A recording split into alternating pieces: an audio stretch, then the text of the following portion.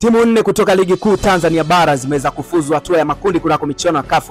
Nazungumzia CAF Champions League ambapo tuna Young Africans na Simba Sport Club, lakini pia kunako CAF Confederation Cup tunaye Azam FC pamoja na Singida Black Stars. Tukianza na Young Africans ambaye amefuzu hapo jana kuingia katika hatua za makundi kunako michuano ya CAF Champions League, ambaye yeye mchezo wake wa kwanza alipoteza pale Malawi kwa kipigo cha bao 1-0, lakini aliporudi nyumbani ameweza kushinda bao 2-0. Moja kwa moja anaingia katika hatua ya makundi akiwa na aggregate ya bao 2-1.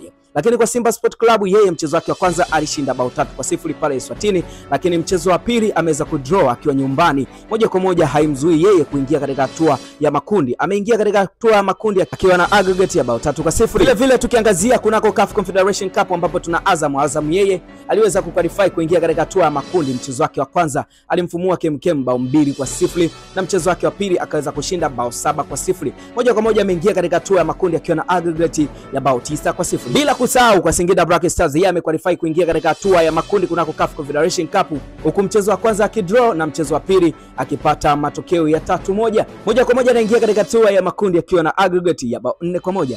Bwana, pongeze kwa timu za ligi kuu Tanzania bara zilizoweza kuwakilisha taifa vema kunako michuano hiyo ya CAF. Langu jina Geoffrey Mwana, Soka, nikutakia wakati mwema. Bye bye.